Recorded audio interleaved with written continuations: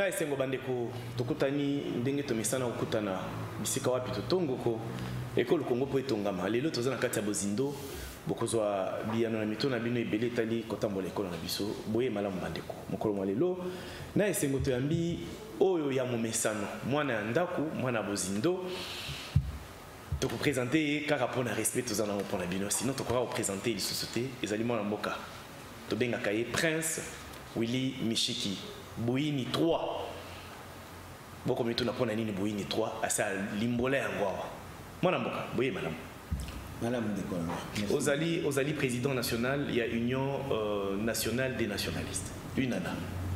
Bon, il y a politique. Les gens qui ont préparé le terrain et l'implantation, puisque les gens qui ont implanté et qui ont fait. Très bien. Bicho tout a parti à drapeau à Makelele à Ozé. Donc la campagne n'a pas de porte à porte. Très bien. Il en a à dans un autre Kolongono. Kolongono. Il y a comme on a à partir à président, il y a que parti président madame. Tout à fait. Merci. Vous avez un regroupement politique AFDC et allié. Oui, il y a un déco. Modeste Bati, c'est le président et Sénat. Le Sénat, vraiment, on a fait un vote mingi, on continue à biso, autorité morale de biso, ensemble Assungaye, na musala makasi oya zokamba. Très bien. Bandeko, nandeko Willy Mishiki Trobeta, l'isolu Italie. Sécurité, situation sécuritaire na est de la République démocratique du Congo, na actualité oyo Assemblée nationale a outi ko pesa biso, ba outi ko tia mission d'enquête parlementaire. Ba kende ko kundola, ba kota na bozindo pona koyeba maima koleka. Pona nini bandeko ya est de la République bazali na kimiate. Pona nini ba ko boma batu leur nyonso. Ba oyo ba ko uta libanda, to bengi bango ba groupes armés étrangères. Bazali ko coopérer pe ko collaborer na ba imboka ezali banani penda penda esengeli to sala nini pour être kimia ezonga na est de la République démocratique du Congo. Assemblée nationale a servi ba disposition pour être tout monde clair na kati ya lisolo yango bande ko trobeta tango lisolo na kati ya bozindo to ko beta pe lisolo etali bobimi ya gouvernement sama lukonde pour na nini ko memate et kozala à peu près na combien de membres awa batu nyonso bakoti union sacrée balingi bazala ba membre du gouvernement. Après consultation batu nyonso balobaki biso nyonso tokokende ko sala la peuple mais awa batiki peuple bango nyonso banyi ba bimala gouvernement to gouvernement batu boni yango nyonso ko blokaka sortir gouvernement ndeko Willy Mishiki opesa biano na makanisi na ye na maimatali actualité etali bobimi wa gouvernement awa beta pe lisolo etali centenaire ya église kimangiste. La nouvelle monnaie au tata mokonzo ekolo a annoncé consécration toko komisa mokola 6 avril ya mbula nyonso ezala chômé payé na étendu à République démocratique Mobimba. Est-ce que tata mokonzo ekolo akanisi malamu est-ce que zaki penza na ntina mokolongo ekoma boye na kati ya bomo ya biso ba congolais biano na mwana mboka Willy Mishiki ndeko to banda ndeko Assemblée nationale ya Mwana et boaki li solo bisika bato bazaki oloba na cc bakanisi za ba secret bazaki benga mingi ba secret d'état secret défense secret d'état mais bureau o ya Assemblée nationale et lobby en polele bato ebele ba beti maboko okanisi que mission d'enquête bâtie en place et que ko sunga biso toye ba penza boni bana mboka bazali concerné bazali complice ya maima koleka na est de la République démocratique du Congo. Bon, ndeko nakoloba d'abord que ce n'est pas la première fois que la commission d'enquête est salami. Par rapport à Ebele et Bima, Mingi, Leloyo et tout là, et Zopola, na ba tiroir et ba bureau Ebele. Mais comme tu as un avènement, il y a coalition, il y a union sacrée. Oyo, et Zoko signifie que comportement ya sika, il y a baimboka. Tokanisi que rapport, Oyo et Kouta, na commission d'enquête, il y a 15 personnes. Oyo bauti kotia na bato baza autre que bato ba originaire ya ba province en conflit tokanisi nes vraiment tozana ilikia que kopesa mbuma malamu de façon que rapport wana ko la exploiter débattre na plénière pour que ezala ba ver recommandation ba kopesa na gouvernement. Très bien. Mais que cela ne tue na lingaki que vraiment toyeba que makambo itali sécurité ezali likambo ya biso nyonso ezalaka l'état te eza député te eza sénateur eza mutu nyonso puisque eza bolamu na biso yango wana tout en n'a pas apprécié déclaration, il y a président, il y a bureau et assemblée nationale, où il y a le baki qui est biso, élu, ponani, il y a Nord Kivu, tout ça complice dans le groupe d'amitié. N'a vraiment à retirer wana. Puisque souci na biso depuis que ezalaka ya kobimisa bana wana na mboka na zamba baya kosala musala bazala intégrer socialement ba contribuer na développement ya mboka. Mais eloko moko ngai d'abord na constatanga mo c'est que pouvoir public ezala na Kinshasa ezala na ba chef ya ba province pour ne citer que le cas du Nord Kivu na Goma et ça les saka biso te biso ba ponani biso ba notable na ko illustrer on a kopesa ningisa moko boy. Il n'y a pas 3 mois na uti ko sensibiliser ba tu ba groupe armé ya Masisi walikale na Nord Kivu. Principalement groupe oyo ba bengaka NDC rénové Nduma Defense of Congo.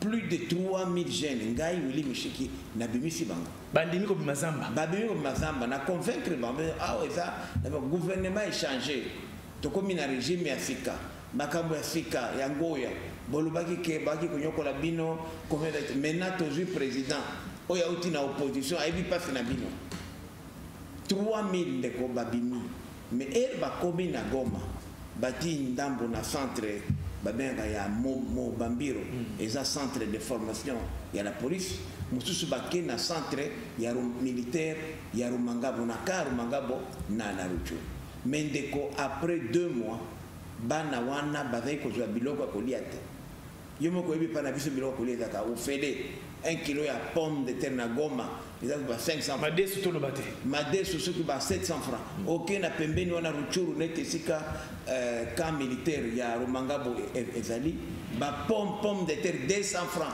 mais gouvernement taki incapable ya konorer bango lelo ndenge tol ozoroba 3/4 na bango pona nzala bazongi zamba bazongi zamba ba décourager bakanda mususu non c'est pour dire que les cambo moto fanto beza business eza na batoyo balia ka cop na bango na le fait que bana na bazana zamba balukela ka bango mbongo wana bazali mena ba député tende parce que ngana za élu ba parlementaire moko te na ebi na ndenge tozalaka oyo azoko alimenter ba groupe électoral ndeko wilimi mais na ngina chité na eloko mso OK tozolo ba eloko oyo il faut ndalo ndeko mboso même ndeko ma Jean-Marc Kabondo na pese mbote na baina kotala ina komona eka na lobby na bango ba mituna ba armement ba munition oyo bana wana ba itilaka eutaka wapi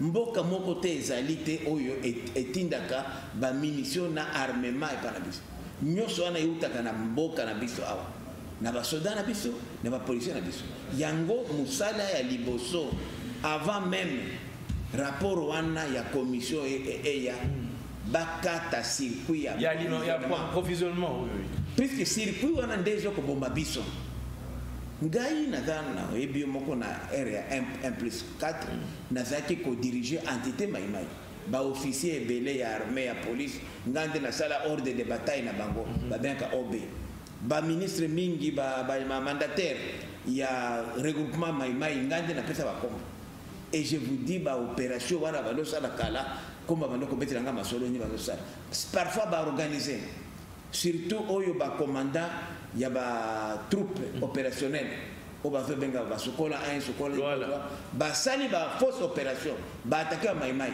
ba kena minduki na masasi kuna comme kuna bakimi basali repli ba bini ba attaquer ba surprendre biso wana ba récupérer biloko nyos et à contraire mo mona ka mingi ba groupe armé mingi bazali konyokola ba imboka bazana ba zone minière bazana ba zone sika ba produit exportation ba cacao na Beni ezali ba EVA bazana bisika wataka ba pêche pour mosolo wana bazozoa nde bazoi basombela mandoki ba kosuma mandoki na ba masasi bazo pe kosala ba kidnapping ko lever bateau bazo senga ba rançon yango na zolo baboyeke pona ko résoudre problème oyo il y a un groupe armé, il y a une sécurité généralisée. Pas seulement à l'est, mais sur l'ensemble du pays, il faut que le gouvernement a améliorer les conditions de vie. Puisque mingi baza, au moins les jeunes mingi, au bazar un groupe armé, âge na bango varie entre 14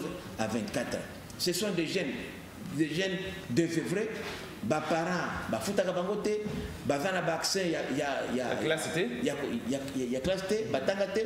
Bazar na ba victime ba parana bango ya ba conflit foncier ba botola zamba ndaku ana le côté injustice généralisée.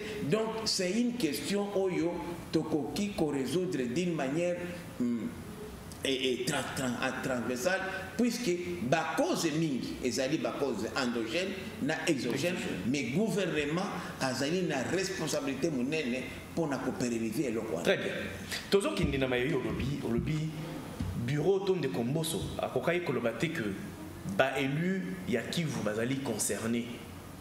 De konangai lelo makamunyo sozo mona na polelete. Po mopaya aya ko opérer na kati ya ndako na yo et sengeli azana antenne mo na kati ya ndako wana ako fournir des informations sur po ya ko exploiter yango à ça l'opération. Tout à fait. Et lelo makambo ebele la kisi que ba étranger wana bazali na ba collaborateur ba complice o bazali bana mboka yango ndeko sengaki que parmi alobaki soki parmi bato yango baza ko collaborer na ba étranger ba député bazali ba ko kozonga po tolandaki ndeko kabunda bakisaki pe bureau yo eko protéger moko na kati na biso ba député te o un jour justice eko senga to tia na disposition na ye po basambisa na makambo itali. L'implication est dans l'insécurité ça est. Ndeko, nakoloba boye que makambo balobi bango c'est vrai ba complice bazali puisque okoki coopérer te oyebi ngana za notable na za chef coutumier. Très bien. Na bisika nyoso ya Congo baimboka bazakuna.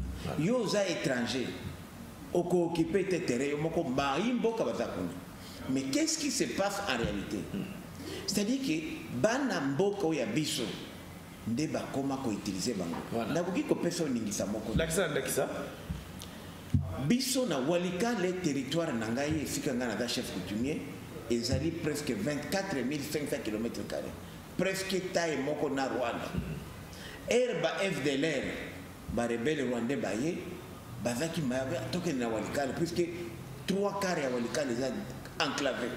Les a zamba vraiment.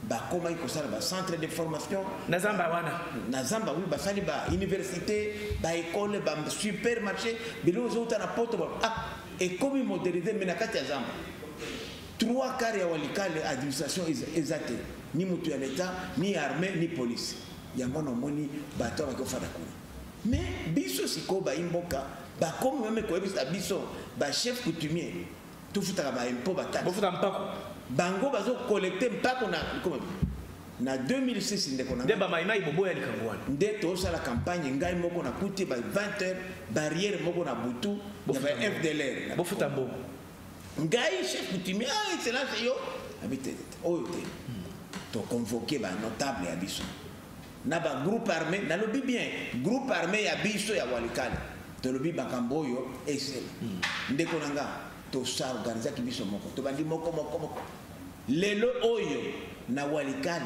ata rwandophone moko za kolati nyoso bakima na walikale to landi bango na Masisi Ruchuru ti Beni ti Lubero pour vous dire que la meilleure approche est là exactement une des parties il y a des recherches ça fait 7 ans na sala ka recherche sur la question sécuritaire en particulier dans l'Est du Congo. Et j'avais compris que la meilleure approche pour régler la question de la sécurité, c'est l'approche communautaire. C'est-à-dire qu'on associe les autochtones. Puisque ceux qui ont la complicité, coopérer. Même les ADF, ceux qui ont Bazali ba agent bazali ba informateur bazali sensibiliser mupaya moko te akoya kosala mobulu bako dénoncer yaba mais er ba ko séduire bango ba profiter na faiblesse na bango ba profiter na fragilité na bango bazana moyete bazana moyete alo ba ko pesa ngombongo ba bilamba nde ba séduire bango ba comme jamais ADF akota Uganda ay coopérer impossible. FDL baza toujours na complicité à Imboka na epi mais na lobby ba élite ngai na joka ba vo ebele ya ba groupe armé ko ba mususu wana lelo le quoi défenseur ya ba élu na lobby ba réalité za mususu na terrain mais comme ils ne sont pas aussi mauvais que balobaka de na lobby que biso tous ka tous sensibiliser bango ba mimi na femme mais qui va prendre en charge dès na lobby faut gouvernement a amélioré prise en charge na bango. Très bien. Programme DDR wana eza ba moyen té tomona ki ba autorité pour le cas de Nord Kivu tomona ba autorité nyonso militaire civil ba lobby à l'unanimité baza na moyen té yango na zoloba ndeko pe ilungamba c'était le dernier de ce souci kutu yekutu aibi atateke makamwana eza priorité yango na lobby comme président de la République à s'impliquer. Nous espérons que le gouvernement Oyo, il y a une union sacrée, Oyo est à Bisson. Et là, je parle comme Jean-Baptiste, il y a une union sacrée, Oyo a annoncé qui Messi, Félix Tshisekedi, il y a une union sacrée, Bakoya, que Baluka collaborer dans la communauté. Approche communautaire. Attends, ça, c'est mon tout le même besoin. Ndekonanga, au cause de la marine américaine. Armée États-Unis. Collaborer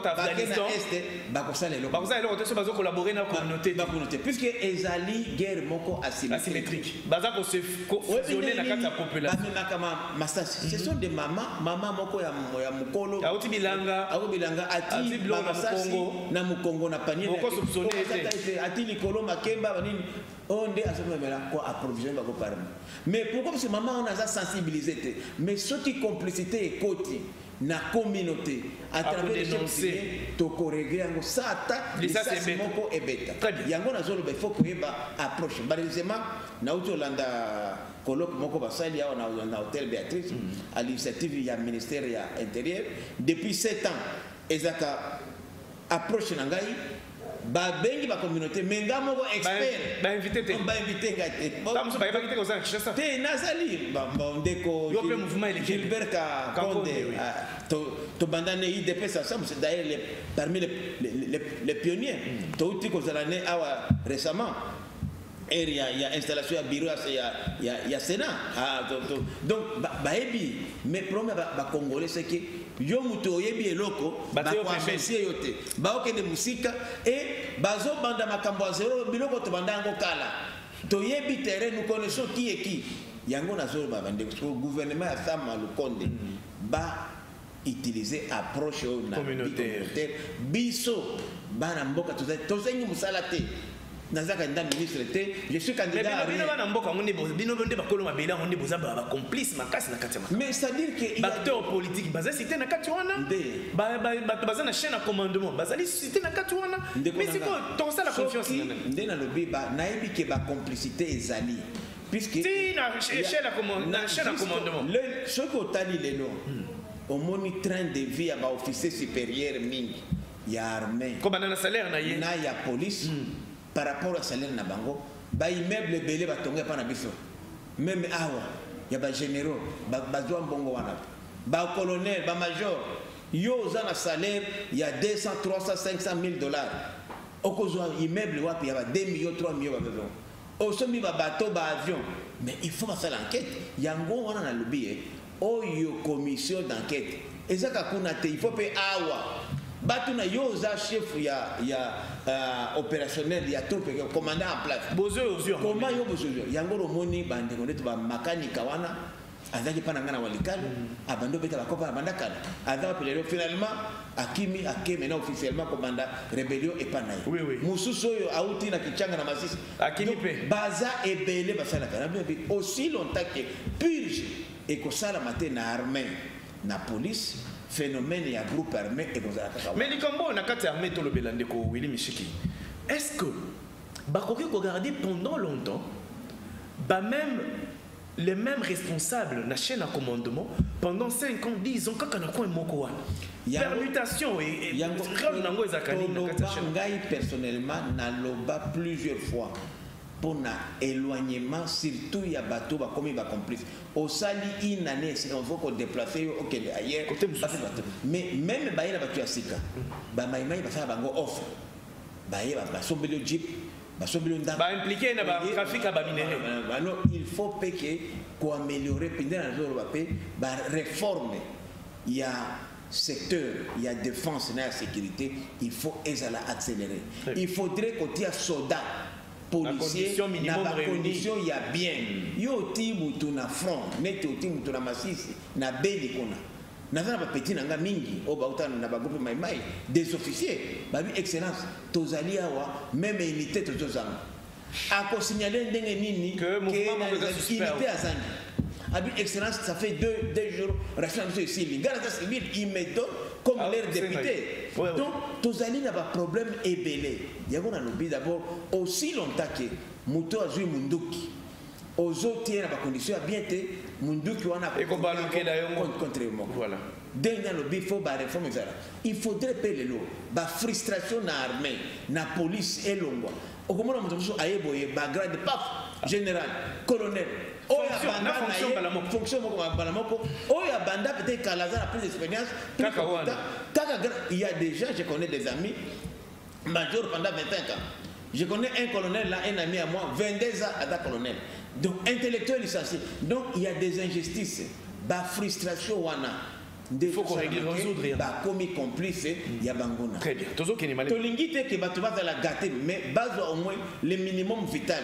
De façon que ceux qui les lots à Salim Bemba, bon sanctionner, mais parce qu'il y a d'autres gens, Bazo Tekamboka, Bazo Dimakote Kamasasi, Minduki, puisque pour à vivre, puisque c'est une situation de survie, mais côté il y a la condition en attente. Donc, responsabilité et zali partagée. C'est ce que je voulais dire. Andeko Kabound, Andeko Mbosso, nous sommes vraiment tout à fait d'accord na bango, mais Banou Kapé, côté à pouvoir. Est-ce que pouvoir azali pour remplir ba obligation naie pour améliorer ba côté balobi ango na maloba ya président assemblée nationale mon mboka Christophe Mbosso Nkodia Pwanga alobi sima ya bandeko bakei na terrain ba komema ba élément na rapport ba kosala sima na ba recommandation bango assemblée nationale ba kozwa ba ko transmettre ango na pouvoir na gouvernement et puis ba kolandela pour ezala appliquer et je crois ezala ba biloko nyoso tsholoba wa ba nani injustice na kati armée discrimination tout ça nyoso wana kozala pris en compte mais tout ça et après c'est important de konanga parce que lobani et loko musope ezali omoni que armée na biso lelo ezali mosaïque je peux dire c'est ba bauti na bingomba ebele mais okomona bato lelo ba komi na parce que armée va unité et c'est un mais okomona que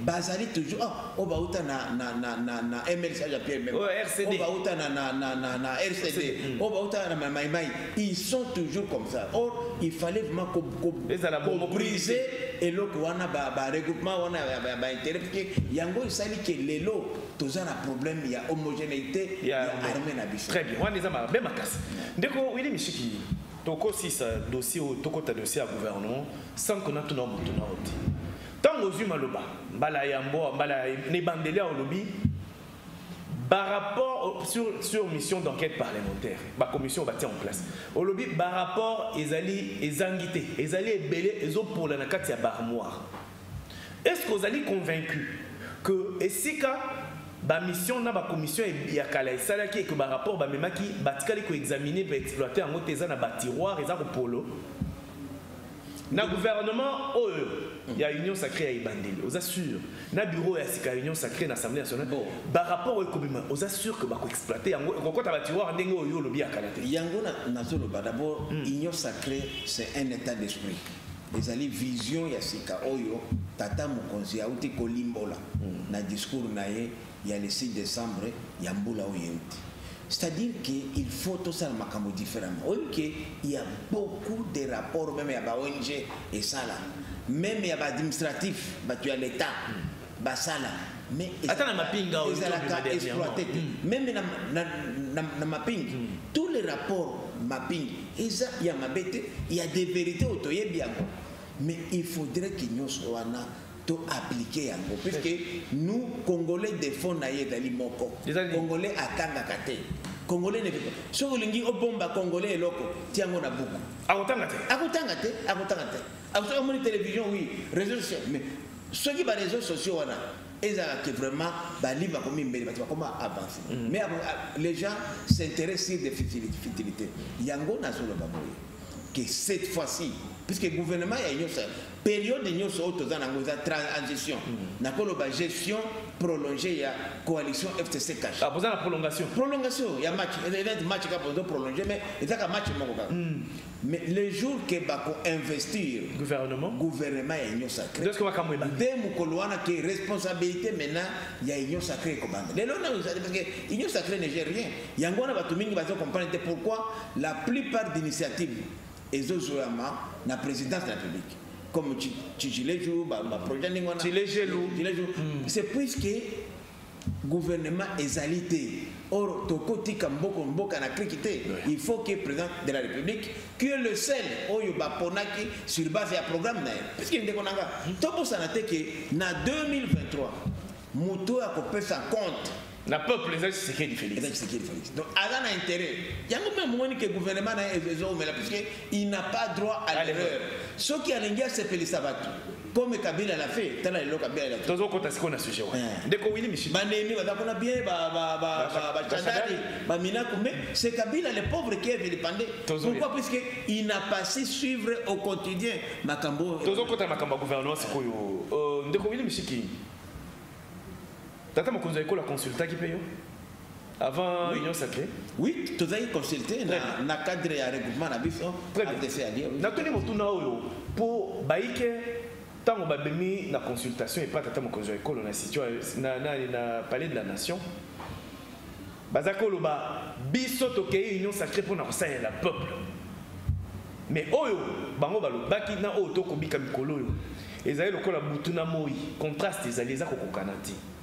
Pour Moutounion, son côté Union sacrée, elle est la chef, il y a un regroupement politique, deux partis politiques. Elle est la députée nationale, Bazali qui revendiqué Kaka, Bazwa, poste ministériel. Et pas Iwa plutôt dit que taille il y a gouvernement et qu'on a sensiblement réduit. Mais Moutounion soit l'India côté gouvernement. Pour nous, c'est la peuple de l'Union sacrée, il faut que Kaka membre du gouvernement. Il y a peut-être des alliés objets, il y a blocage, tant au ébélé, gouvernement, ils ont du mal. Dès qu'on y vient, que consulté publiquement, comme Batunyo, consultation, ils ont qui d'abord que Tata Mokonzi, Aïbaba, désidérata Nini, Ezali, pour qu'on Ezali Namo. Et effectivement, je peux dire que 90%, il y a une préoccupation à Congolais, et ça qui résumé la consultation. Dans le but maintenant, il faut côté la coalition SK. Tata Mokonzi a annoncé fin à la coalition, il y a FCC Cash. Mais pour la consultation. C'est quoi le Mobeta qui m'a beaucoup? C'est quoi le Mobeta qui m'a beaucoup? En tout cas, d'abord, on gagne qui chante. D'abord, on gagne depuis 2 ans. 2 ans qu'on a le n'a pas fait ça. Oh, il y a le qu'on a vu et qu'on s'est là une année. N'a pas fait ça. Maloba nongang. Mais angang. Nous n'avons pas fait ça. On a vu qu'on s'est là 2 ans. Yangoana. Mais dans le Bible, quand même, Herba sali gouvernement. Beaucoup li konzi. Constitution et prévoir en cas, il y a Oyo, article 78, alinéa 2, majorité et il fallait passer le gouvernement et la coalition. Mais les gouvernements et la coalition, il y a pas parti politique, regroupement, il y a individu qui élu, il y a liste électorale il y a 2018. Mais ce côté les informateur à Sali Moussala qui toque. Une bonne vingtaine de regroupements et PCI majorité, il y a 391 députés. 390 il y a des regroupements politiques et partis politiques. Il y a des députés Moko indépendants, de Konayo, honorable Ipakala, collègue Nayo, confrère Nayo. Voilà. Alors, on va former le gouvernement. Mais tu es comme on a, une fois que le Premier ministre a désigné, c'est le Premier ministre qui forme le gouvernement avec les partis et regroupements ou constitués majorité. Oui. Mais tu es comme on a bandé comme ceux qui n'ont rien avec ma parti politique, regroupement, bah, dans la formation du gouvernement. Il y a un peu qui cocoso. Donc c'est tout à fait normal que tout le peuple ait qui confiance, ne va former le gouvernement. Mais tu lever critère, il y a participation, qui était un critère objectif. Bozana 8 députés, Bozana poste ministériel. Mais on a innové, Bozana a pratique à non, partout dans le monde, ils ont par rapport à la politique. Pourquoi il y a innové critères et rapport politique il y a de ces personnalités que sur le terrain Azali n'a influence macasse. Mais toi na bosana. Non, ndekonanga. Ce n'était pas les seuls critères. Critère c'est là qui puisqu'il fallait quand même un critère objectif. Mais il y a pas politique on est non, même à part poids politique, Toloba qui fait solidarité. Dans le gouvernement Oyo, au Komona Bateau, même dans parti politique. Au Komona même Bateau, il y a aussi critère, il y a solidarité. Quand tu as la bande comme ça, quand même la compétence. Puisqu'il y a aussi critère, c'est objectif, notamment la compétence, l'expertise et tout ça. Et côté moralité. Casier judiciaire et paille. Moralité en moi. Justement, les lots ça là, présente ça là. Oui, que c'est la première fois. Moi, j'ai été 8 fois remanié comme ministre. Oui. D'ailleurs, la première fois, je suis ministre, ils ne m'ont même pas consulté. Et à Mobutu, oui. Je me rappelle, le premier ministre, c'était Kengo. Je na conseil des ministres, puisqu'on m'avait nommé la veille. Je conseil des ministres. Kengo, oui, mais Willy Michel, c'est pas vous.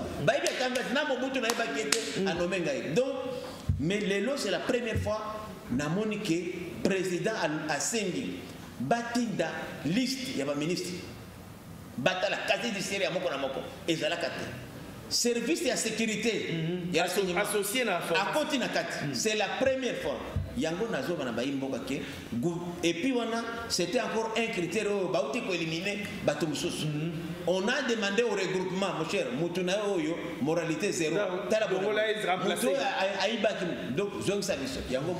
le gouvernement a pris le temps. Et il a pris en compte, puisque le président a lobby, nous avons tous décrié la coalition FCC Cash. Si FCC Cash a donné 12%, il y a pas maman, il faut y avoir une union sacrée et mata. Il faut mettre ça. Donc, ce sont des éléments où il s'agit que le gouvernement est ouvert. Mais il y a lobby boy. Ce qui pèse au cas où il y a un village dans Naza non seulement élu, je suis aussi leader. Donc, je n'ai jamais, depuis que ministre à l'âge de 26 ans, première fois, 26 ans, jamais nayoka intérêt à Batou dans le gouvernement d'État. Et dirait, yes, donc, toi, qu'est-ce que tu as? Village, et tout, il t'a tout ce qu'on gagne. Et comme donc, c'est pour dire qu'il y a vraiment une attente. Alors, le président Félix n'a pas droit à l'erreur. Ce qui a un sentiment, puisque au moins, le gouvernement est Moutoyo a causé la bénéficier de la Félix. Et Banger, il y a 2023, et cause la fonction, il y a le gouvernement, donc le président n'a pas droit à l'erreur. C'est pourquoi Bisso Bato de Salakala, Ngalbinga Willy Micheki, j'ai été plusieurs fois dans le gouvernement, il est temps, Natika Peba Gêne, Baken de Liboso, puisque finalement, Tolobaka relève. Et comme ça, la maca. Si moi encore, n'a pas ministre, n'a pas la même conseiller, n'a pas tout ça. Olobini, Bissika, a dit que la paix bilingue, ministre, fonction politique et sa carrière, pour n'en sa passion. Combien de fois déjà ministre dans le parcours? N'a pas chef de parti. Combien de fois ministre? 8 fois. 8 fois. Donc, au lobby, 8 fois, il n'y a pas que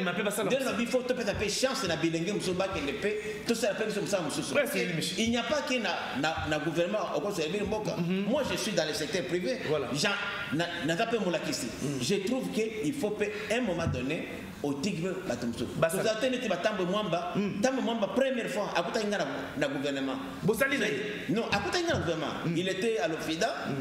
Les lots à presque 80 ans. Azul a pouvoir. Alors, finalement, papa, j'ai un exemple. Mais au moment a commis, telle vie qui zenga. On l'utilise même dans la primature. Tout le biba pratique, on a essayé. Puisque si on aime vraiment son pays, on peut le servir ailleurs. Très bien. Yango na to senga na bandeko yo. Senga bango, c'est mato changer thème. Oyo, baza ba candidat na ministère. Il sait rien. Être ministre, c'est une fonction publique. Ce n'est pas même un luxe. Vous pouvez servir Mboka Nayo à ta fonction. Et d'ailleurs, conseil, la preuve n'a prêché par l'exemple. Je peux être au fond la bilingue regroupement politique Nayo, mais yo, savez aussi, au Tikepi, tu es bilingue, c'est ça aussi la tendance. On a tendance, par exemple, aucun de mes enfants à côté de la politique, rien. Très bien. Puisqu'il n'est pas question qu'il y ait politique. Même moi, j'étais les derniers postes. J'étais au ministère de l'énergie. Voilà. Aucun membre même de mon territoire, j'ai dit, pour mes enfants étaient mes collaborateurs.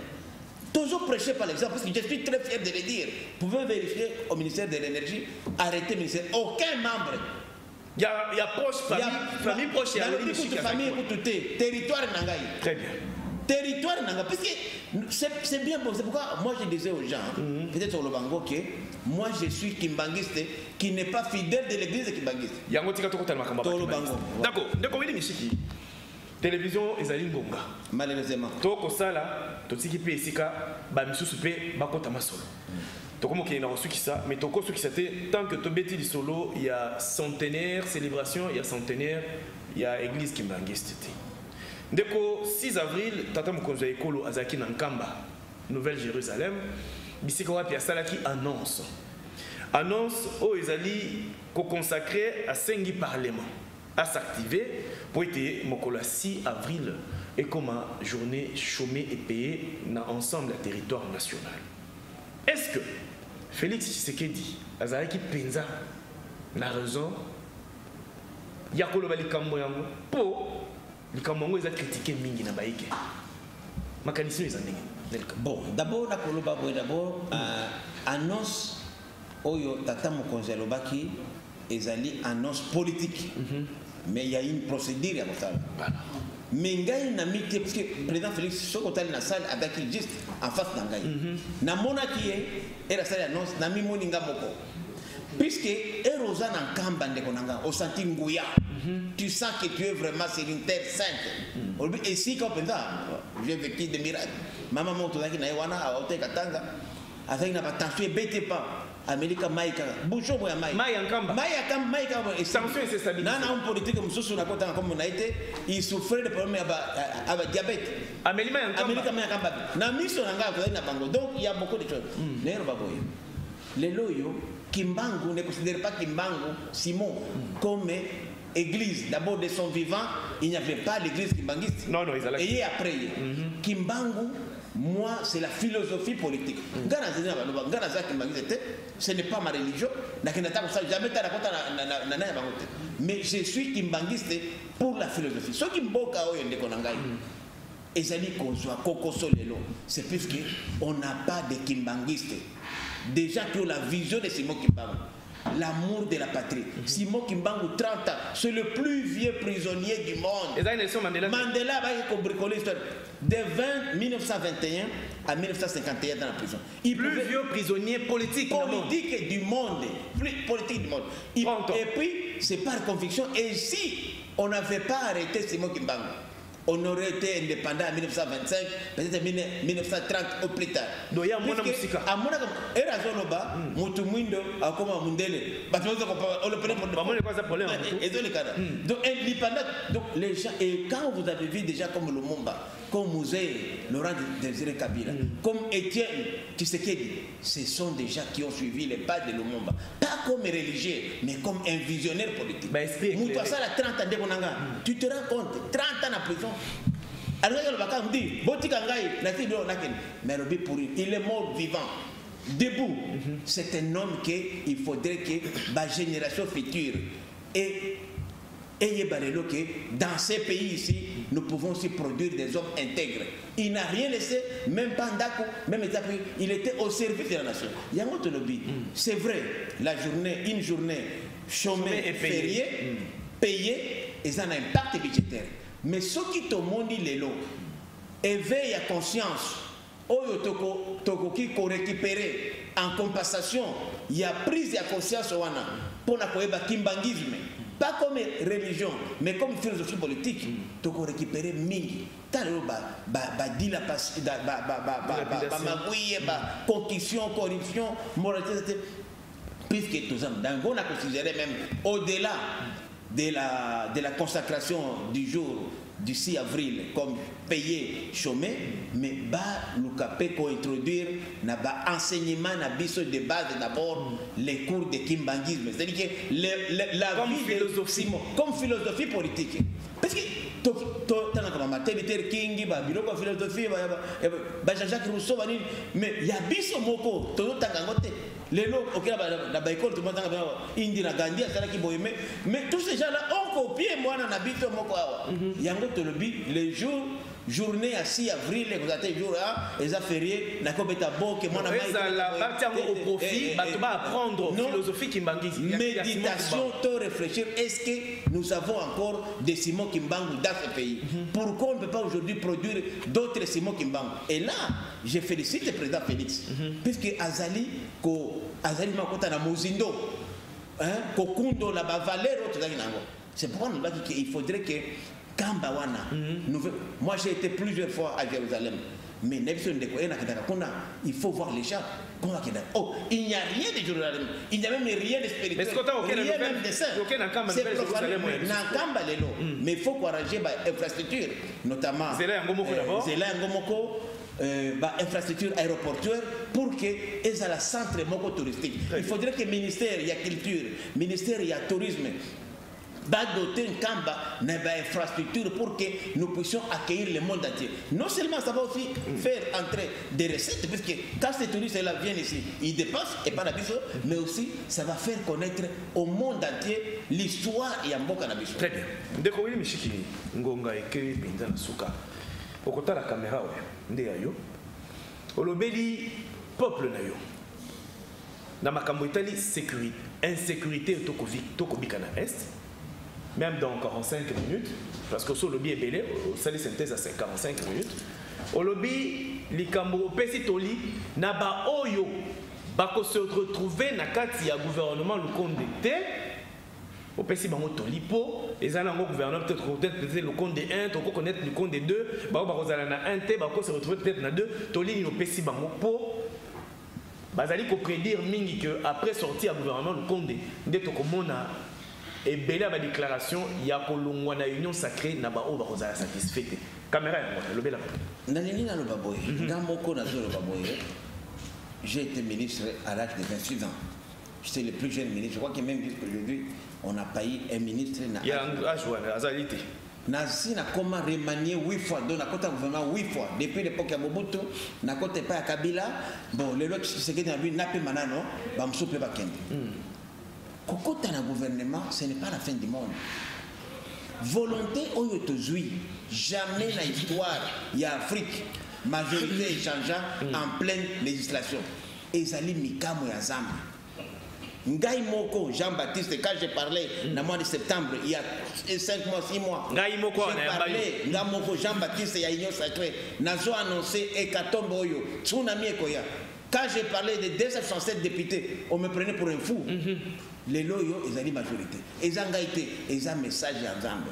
C'est pour dire que le gouvernement Oyo et Zoya, c'est vrai, il y a 500 ministres. Les gens vont toujours, vous avez 90 millions d'habitants et vous avez toujours un problème. Tout le cas, tout c'est sur papier. Même ceux qui se retrouvent dans les Konangaï. Mais au métier à Pembeni, puisqu'on peut servir son pays même ailleurs. Mais t'attends mon conseil, Félix, na sengio les choses, na d'autres salango. Au Lukake, osala les plus impartial possible. Puisque échec, il y a peu de mosaïque, ils ont qui frustration, ils ont qui tricherie, ils ont qui magouille. Yo, prouver le que vraiment olingi biloko wana ba mauvaise habitude wana il y a FCC ba mauvaise pratique ils ont gâté sincèrement bandeko na ngai to soutenir gouvernement yo pour tout le monde biso bandeko yo ya ba groupe d'armées na sen les discours na ngai changé.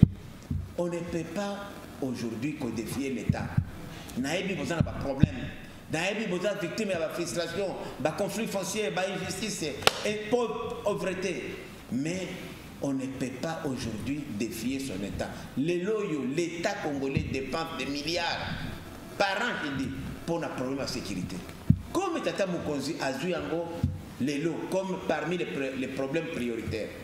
Biso ba acteur et en particulier biso ba est na sud toluka kusunga Tata Mukonzi pour un problème de sécurité. Dans 6 mois à partir de la date il y a investissement dans prophète. Ce qui sama lukonde a ok biso asa tete ilunga kamba beka na biro na ye soit que katanga ko mutaka ba ferme na ye ake tourisme na mwanda bukangalozo kosomba concession forestière kuna nani agricole ce qui ayoki biso ba terre est yemoko pe premier ministre a comme na terre na biso qui dans 6 mois